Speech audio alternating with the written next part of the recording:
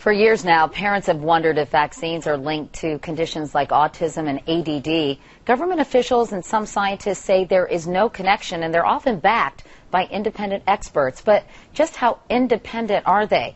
You may be surprised at what Sharyl Attkisson found when she set out to follow the money. They're some of the most trusted voices in the defense of vaccine safety. The American Academy of Pediatrics, Every Child by Two, and pediatrician Dr. Paul Offit. But CBS News has found these three have something more in common. Polio number 2. Strong financial ties to the industry whose products they promote and defend.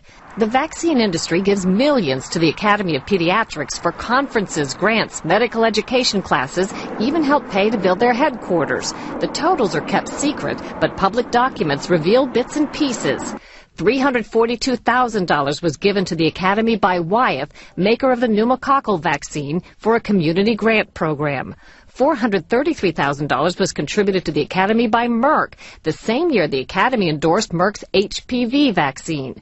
Another top donor, Sanofi Aventis, maker of 17 vaccines, and a new 5-in-1 combo shot just added to the childhood vaccine schedule last month.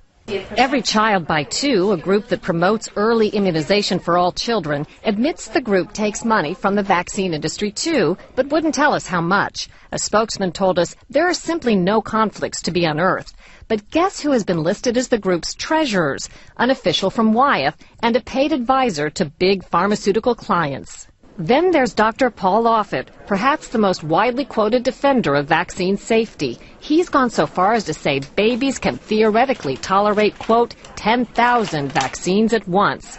This is how Offit described himself in a previous interview. I'm the chief of infectious diseases at Children's Hospital of Philadelphia and a professor of pediatrics at Penn's Medical School. Dr. Offit was not willing to be interviewed on this subject, but like others in our investigation, he has strong industry ties. In fact, he's a vaccine industry insider. Dr. Offit holds a $1.5 million research chair at Children's Hospital funded by Merck. He holds the patent on an anti-diarrhea vaccine he developed with Merck, Rototec, which has prevented thousands of hospitalizations in the U.S. And future royalties for the vaccine were just sold for $182 million cash. Dr. Offit's share of vaccine profits, unknown. There's nothing illegal about the possible conflicts of interest, but as one member of Congress put it, money from the pharmaceutical industry can shape the practices of those who hold themselves out to be independent.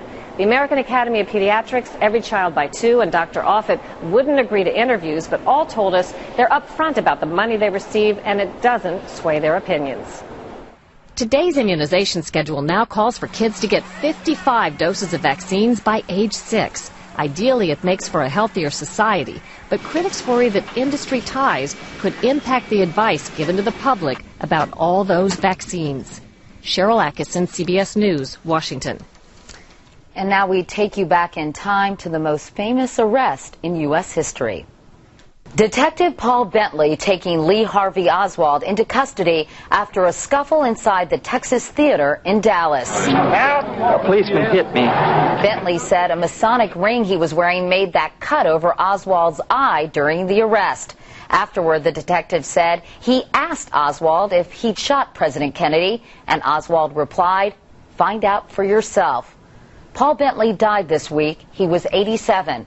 And about the famous arrest, he'd always said he was just doing his job. When we come back, how a man who was dying taught the world about living.